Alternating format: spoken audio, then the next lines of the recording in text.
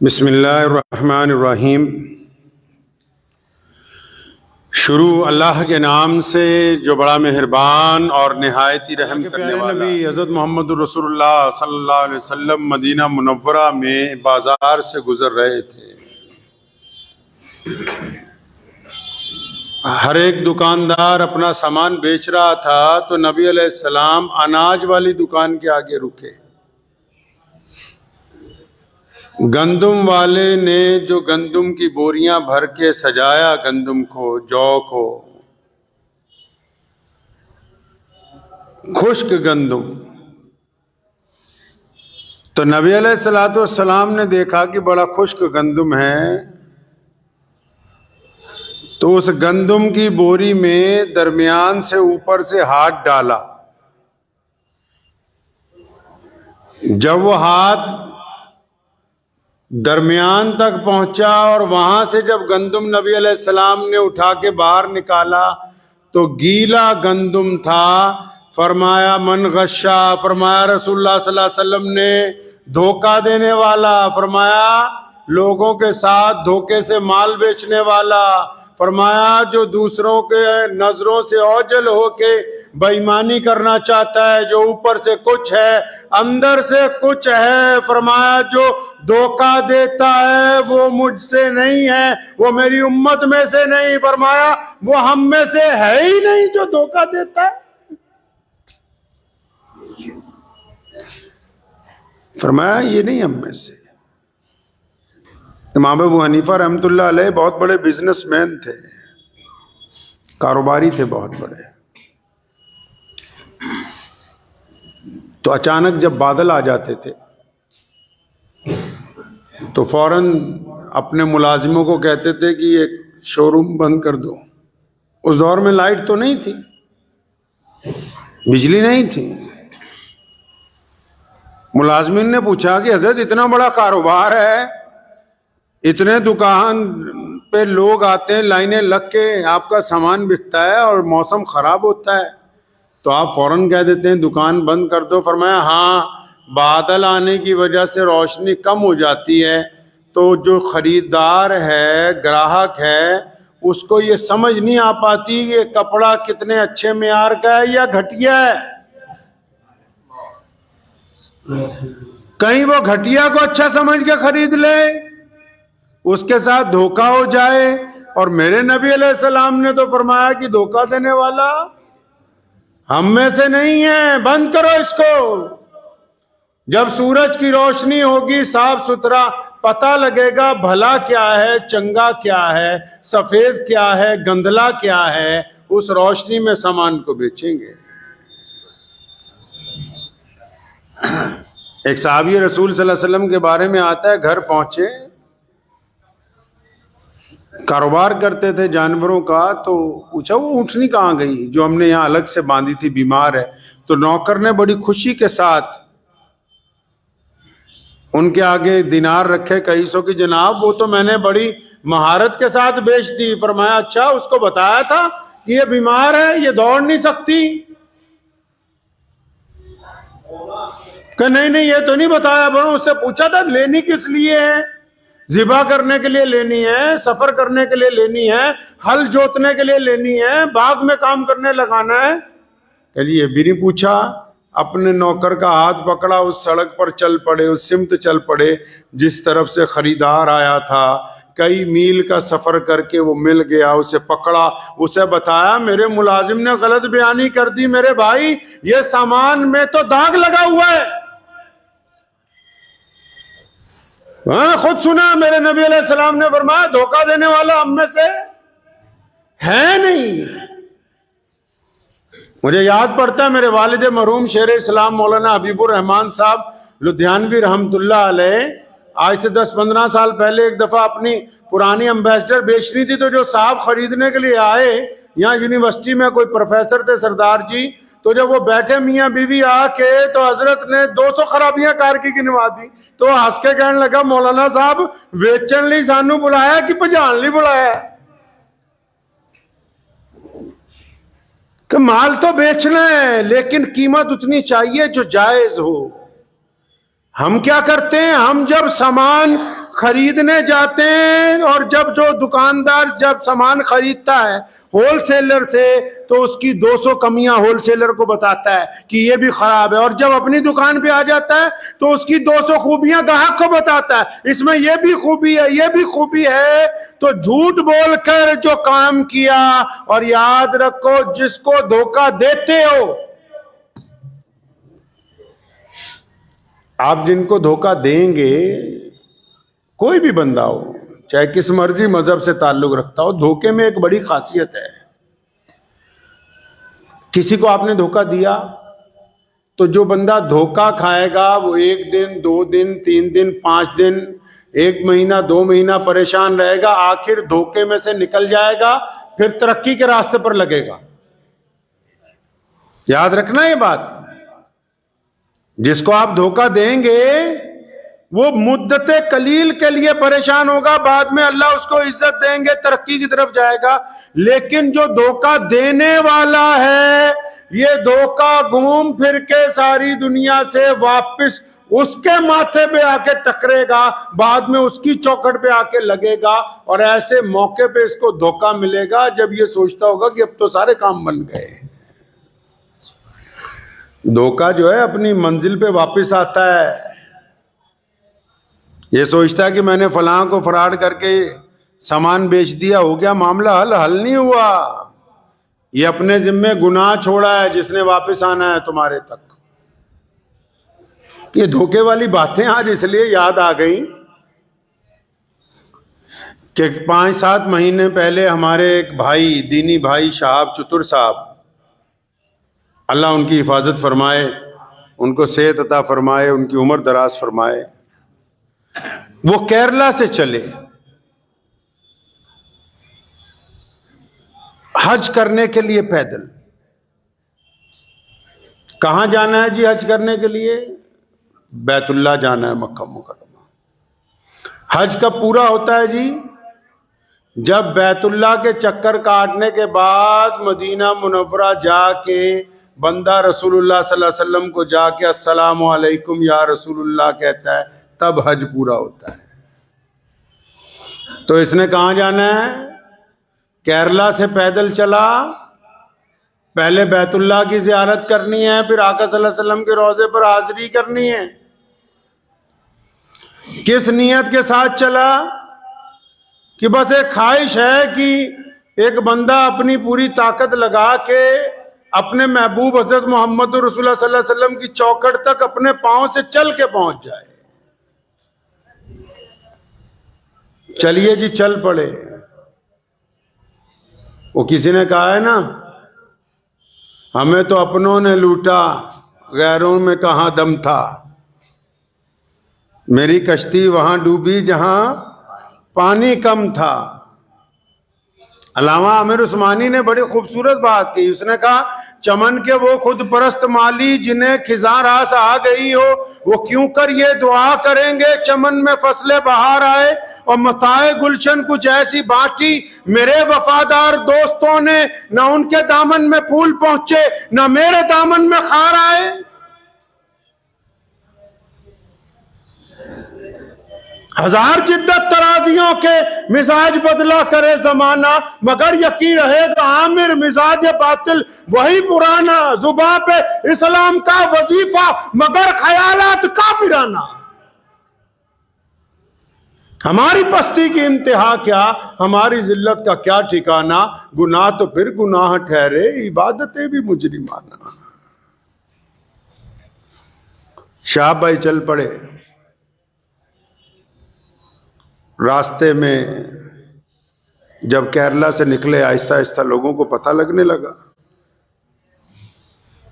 तो लोग उनके पास आने लगे मुसाफे के लिए, ज़ियारत के लिए। मैंने ये बात उनको भी कही, शाहब साहब को। मैं कहा, तुम्हें कुछ अंदाजा है कि ये जब तुम चलते हो ये इतने लोग फूल लेके आते हैं और इतने लोग मुसाफे के लिए आते हैं, घरों में से औरतें आती हैं, बच्चे आते हैं, मुसलमान आते हैं। हमारे हिंदू सिख भाइयों ने बहुत जगह आपकी ज़ियारत की, मुसाफे किए, अपने पास ठहराया। भी क्या शहाब चतुर में हीरे लगे हुए हैं? आलिम है, कोई मुहद्दिस है, मुफक्किर है, कोई ख्वाजा मोइनुद्दीन चिश्ती अजमेरी की तरह वली है, क्या है? तो हमने उन्हें कहा कि शहाब भाई, ये हम जैसे जितने लोग गुनहगार लोग, हम जो बार बार तुझसे मुसाफा करने आते हैं ना, इसलिए आते हैं कि तू मोहम्मद रसूलुल्लाह की तरफ जा रहा है, क्योंकि तुमने हमारे आका सल्लल्लाहु अलैहि वसल्लम के रोजे की तरफ पैदल सफर शुरू किया है। ये जो तुमसे मोहब्बत का जज्बा है, ये दर हकीकत मोहम्मद रसूलुल्लाह सल्लल्लाहु अलैहि वसल्लम से जो इश्क है, जो जुनून है, जो अकीदतें हैं, ये उसका एक हिस्सा है जो पूरी दुनिया के मुसलमान तुम पर निछावर कर रहे हैं। चल पड़े तो जगह जगह लोगों ने इस्तकबाल किया।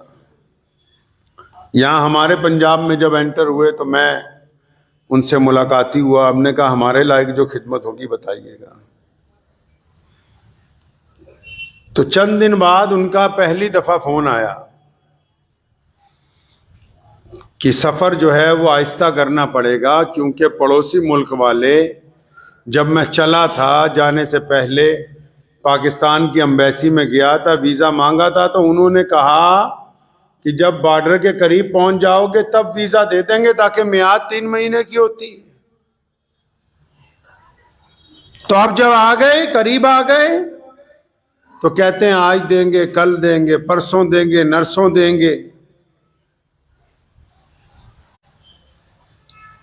तो जब और करीब आ गए तो वो चुपी हो गए, भी देंगे वीज़ा के नहीं देंगे। फिर एक झूठी अफवाह उड़ाई गई उनकी तरफ से, पड़ोसियों की तरफ से, कि जी भारत की सरकार जो है एक चिट्ठी नहीं दे रही। मुझ तक ये बात पहुंची, मैंने कहा जिनसे वीजा मांगा दरखास्त लिख के, क्या उन्होंने लिख के हमें एतराज दिया कि चिट्ठी लिखवा लो अपनी हुकूमत से? ये तो अजीब बात हो गई। जिनके घर जाना है वो कहते हैं कि पहले पीछे वालों से चिट्ठी लिखवा लो। भाई जिनके जाना है वो बुलाने के लिए तैयार नहीं है, लोगों को गुमराह करने के लिए। और जब हमने इसमें एतराज किया तो फिर वो चिट्ठी वाली बात जो है वो गायब होनी शुरू हो गई। शहाब भाई अमृतसर के खासा में बैठ गए जाके। अब उन्होंने नई बात शुरू कर दी कि अच्छा ईरान का वीज़ा ले आओ, तब तुम्हें यहां से गुजरने देंगे, क्योंकि अगर हमने तुम्हें वीज़ा दे दिया, आगे जाने का रास्ता ना हुआ, तो हम कहां रखेंगे भाई तुम्हें।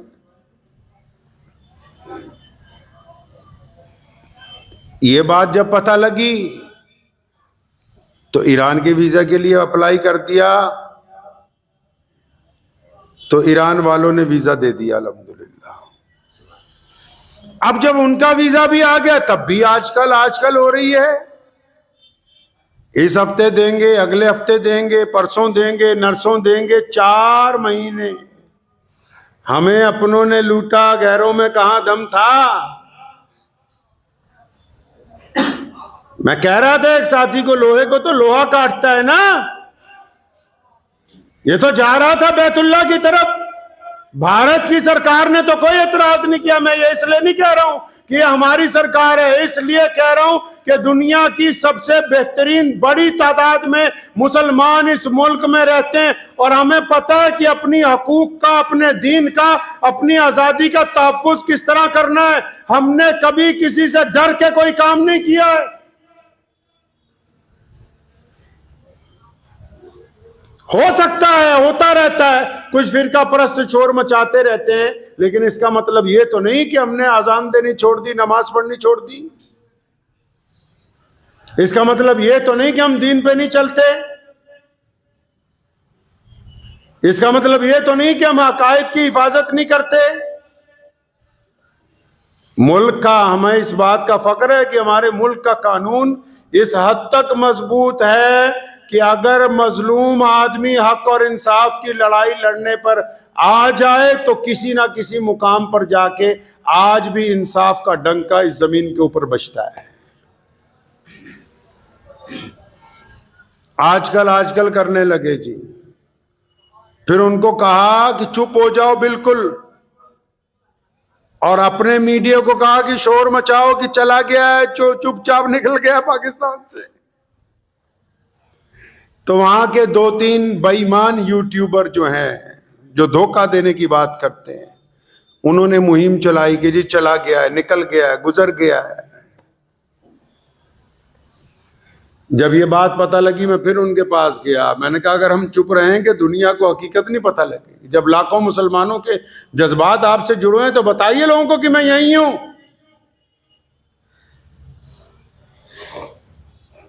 तो जब बताया तो फिर वो हैरान रह गए कि झूठ पकड़ा गया। 4 महीने वो जो उस बंदे ने अमृतसर में गुजारे, 3 महीने का सफर यहां पर कर दिया। 3000 किलोमीटर पैदल चलने के बाद मैं बड़ी माफी के साथ पाकिस्तान के तमाम उलमा रब्बानीयीन ने, हर जगह हर बंदा नहीं खराब होता, और वहां की आवाम से माजरत के साथ कहना चाहता हूं कि पाकिस्तान की हुकूमत बददियानत हुकूमत है, धोखेबाज हुकूमत है, बेईमान है। मुझे बहुत सारे लोगों ने कहा कि कुछ ना कहना। स्पेन से एक साहब का फोन आया कि अपनी अगर खैरियत चाहते हैं, सेहत ठीक चाहते हैं तो पाकिस्तान के खिलाफ ना बोले। मैंने कहा हम हक और इंसाफ के लिए अपने मुल्क में रह के बोलते हैं, तो ये कौन सी बड़ी बात हो गई कि पड़ोसी का अगर कोई जालिम जुल्म करे तो हम उसके खिलाफ ना बोले। क्योंकि मौलवियों को मरवाना तो वहां की हुकूमतों का रवाज रहा है ना, पाकिस्तान में रवाज है उलमा कराम को मारना। तो वहां के उलमा और आवाम जो है दीनदार लोग, उनसे माफी के साथ कहना चाहता हूं कि आपकी हुकूमत बददियानत हुकूमत है। और शहाब चतुर का जो हज खराब किया पैदल, आप सोच रहे होंगे पैदल कैसे खराब किया। इस नीयत के साथ चला कि केरला से मक्के पैदल चलना है।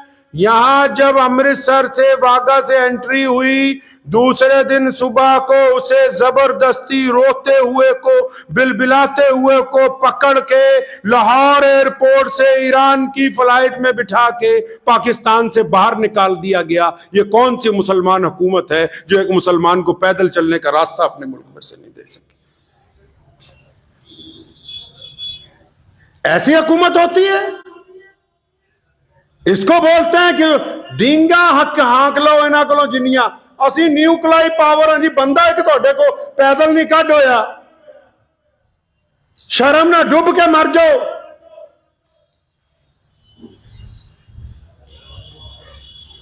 कितना करम है। मैं आप ये देखें, हम इस मुल्क में, अलग बात है जो फिरका परस्त कुछ कहते हैं, और जब कहते हैं तो उलमा उसका जवाब देते हैं, अदालतें उसमें इंसाफ करती हैं। लाखों मुसलमान नमाज पढ़ते हैं, सजदे करते हैं, इज्तिमा होते हैं, एक मुसलमान को पैदल रास्ता नहीं दे सके।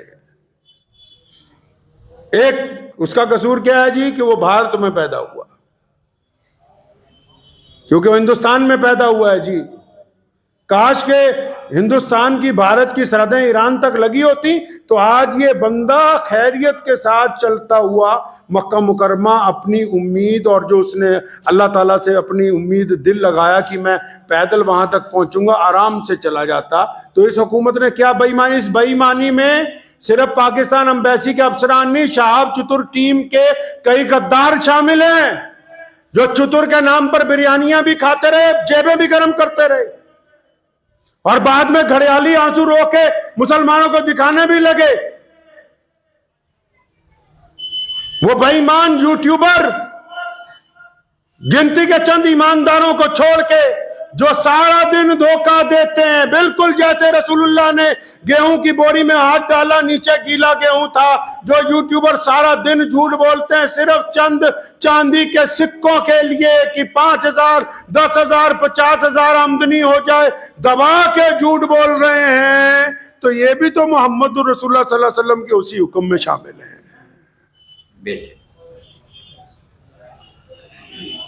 धोखा किया उस मजलूम के साथ, यहां से कहा कि तुम्हें वीजा दे दिया है, और उस धोखे में शहाब चतुर टीम के लोग, हम जाएंगे अभी पंजाब पुलिस के डीजीपी के पास, जिन्होंने धोखा दिया वो ये ना समझे कि वो बख्शे जाएंगे। एक एक बंदे का नाम, उसके सारे फोन, उसकी डिटेलें, सब कुछ कहेंगे हम अपनी हुकूमत को कि इकट्ठी करके पता करो किस किस ने बेईमानी की है। अगर लाहौर से ईरान बाई एयर ही जाना था तो यह कौन सी इतनी मुकद्दस जमीन है लाहौर की कि हम अमृतसर से ईरान नहीं जा सकते थे।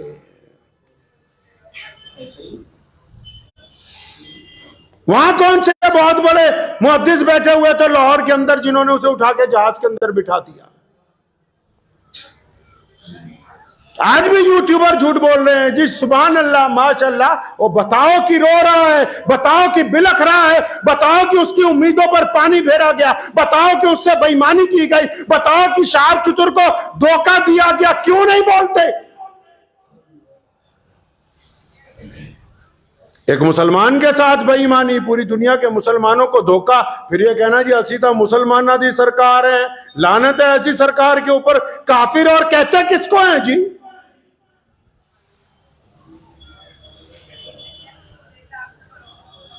उम्मीदों पर पानी फेरा, जबरदस्ती की।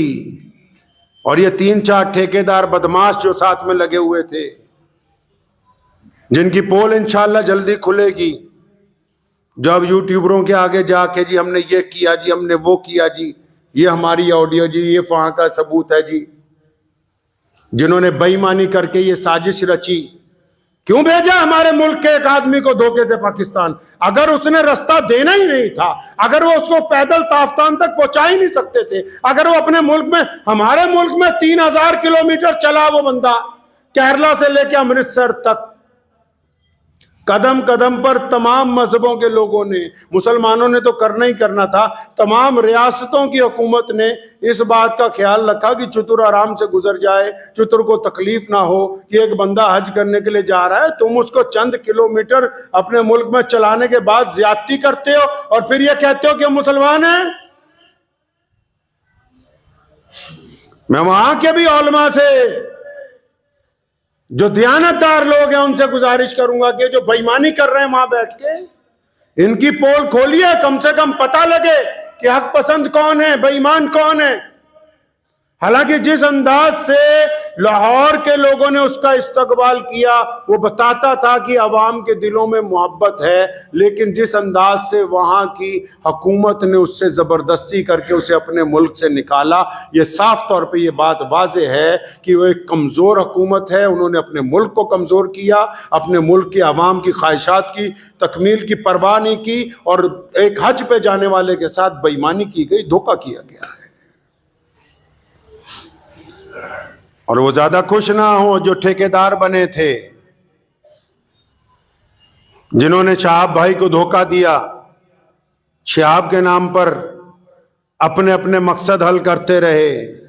हमारे मुल्क के इस नौजवान के साथ जो बेईमानी की गई है, इसके मुतालिक इंशाअल्लाह ताला हाई लेवल इंक्वायरी होगी। आप उस रात को तो ये किस्सा इसलिए सुनाया, पूरी दुनिया परेशान है, कोई समझ रहा वहां जा रहा, कोई वहां जा रहा। अल्लाह के बंदे, इधर पहुंचा उधर बेईमानी, ये हमारा शेवा है, ये गुनाह हो गया। हिंदुस्तान में, भारत में कुछ हो जाए, पाकिस्तान का मीडिया पूरा शोर मचाएगा, ये हो गया जी, वो हो गया। तुमने एक भारत के मुसलमान के साथ क्या किया बताओ भाई? क्या किया उसके साथ तुमने? वहां क्यों रोता हुआ गया है वहां से? वो क्यों नहीं वो पैदल चल सकता था उन सड़कों के ऊपर?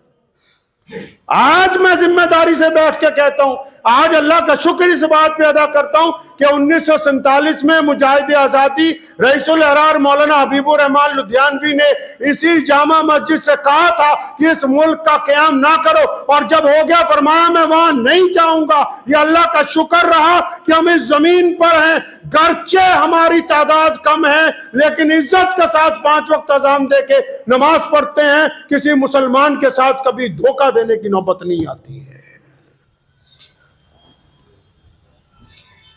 इसलिए आप भी याद रखें, शहाब चतुर को दुआओं में तो याद रखें, लेकिन अपनी जाती जिंदगी में ये बात सीख लीजिए, अपनी जाती जिंदगी में ये बात सीख लीजिए।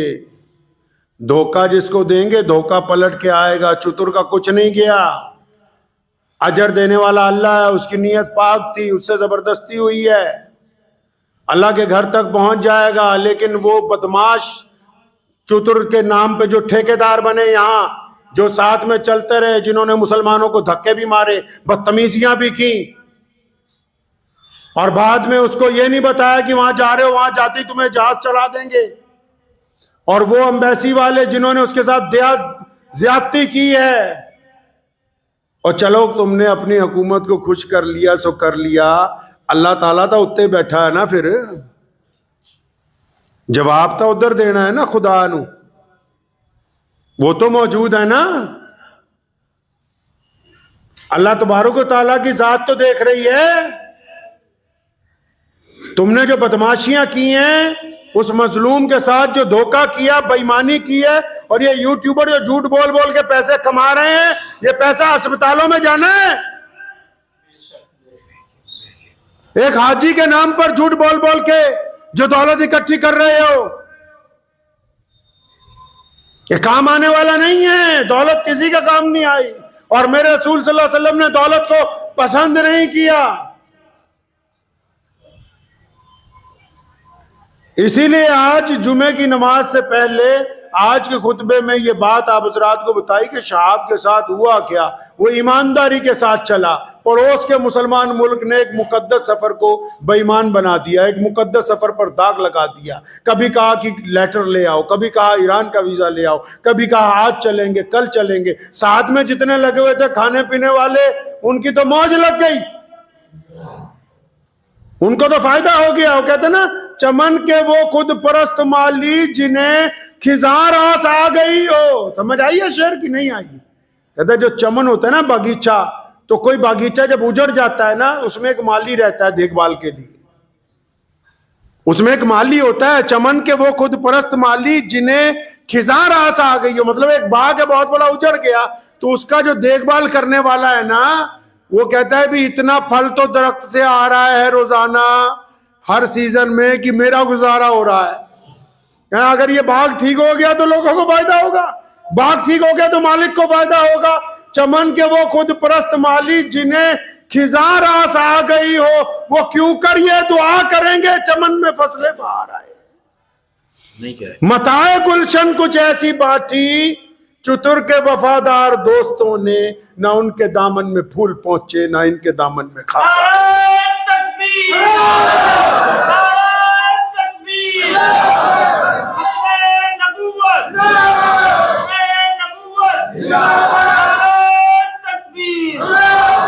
तो बस आप हज़रात से यही गुफ्तगू करनी थी जो आज धोखा दिया गया। दुआ कीजिए शहाब चतुर की अल्लाह हिफाजत फरमाए। मेरे साथ मुख्तसर दुआ कर लीजिए। अल्हम्दुलिल्लाह रब्बिल आलमीन अर्रहमानिर रहीम मालिकी यौमिद्दीन इय्याका नअबुदु व इय्याका नस्तईन इहदिनस सिरातल मुस्तकीम सिरातल लज़ीना अनअमता अलैहिम गैरिल मग़दूबि अलैहिम वलद्दाल्लीन। अल्लाहुम्मा सल्लि अला मुहम्मद व अला आलि मुहम्मद कमा सल्लैता अला इब्राहीम व अला आलि इब्राहीम इन्नका हमीदुम मजीद। अल्लाहुम्मा बारिक अला मुहम्मद व अला आलि मुहम्मद कमा बारकता अला इब्राहीम व अला आलि इब्राहीम इन्नका हमीदुम मजीद। अल्लाह जी तमाम तारीफ़ें आपके लिए हैं। अल्लाह जी आपकी इबादत करते हैं और आपसे मदद चाहते हैं। अल्लाह जी पूरी दुनिया के बीमारों पर शिफा फरमा, तंग दस्तों की तंग दस्ती दूर फरमा, परेशान हाल लोगों के लिए आसानियाँ पैदा फरमा। अल्लाह जी पूरे भारत पर अपना फजल फरमा, पूरे पंजाब पर अपना फजल फरमा। ए मौला करीम हमारा केरला से जो भाई चले हैं शहाब चतुर पैदल हज के लिए, मौला करीम वो पड़ोसी मुल्क में जाते ही उनके साथ ज़्यादती की गई है। इलाहुल आलमीन शहाब चतुर अब ईरान पहुँच गए। ए मौला करीम उनकी जान माल इज़्ज़त आबरू की हिफाजत फरमा। अल्लाह जी मुतअद्दिद मर्तबा मिले हैं, मासूम आदमी हैं या अल्लाह आस पास वाले लोगों ने भी गुमराह किया, हुकूमतों ने भी मुतासिर किया। ए मौला करीम उनकी जान माल इज़्ज़त आबरू की हिफाजत फरमा। अल्लाह जी आपका वो बंदा आपके घर की तरफ रसूलुल्लाह सल्लल्लाहु अलैहि वसल्लम के रोज़े की तरफ पैदल जा रहा है। ए मौला करीम हर कदम पे अच्छे लोगों का साथ अता फरमा। या अल्लाह उनकी जान माल इज़्ज़त आबरू की हिफाजत फरमा। और या अल्लाह इस सफ़र में जो कमी आ गई इसको अपने फजल करम से पूरा फरमा दे और आफियत के साथ इस हज के अंदर उनकी शमूलियत को कबूल फरमा। अल्लाह जी इन मुख्तसर तरीन दुआओं को अपने प्यारे नबी हज़रत मोहम्मद रसूलुल्लाह सल्लल्लाहु अलैहि वसल्लम के सदक़े कबूल फरमाइए। अल्लाहुम्मा बारिक अला मुहम्मद व अला आलि मुहम्मद कमा बारकता अला इब्राहीम व अला आलि इब्राहीम इन्नका हमीदुम मजीद। व सल्लल्लाहु तआला अला खैरि खल्क़ि अजमाइन व बिरहमतिहि। बाहर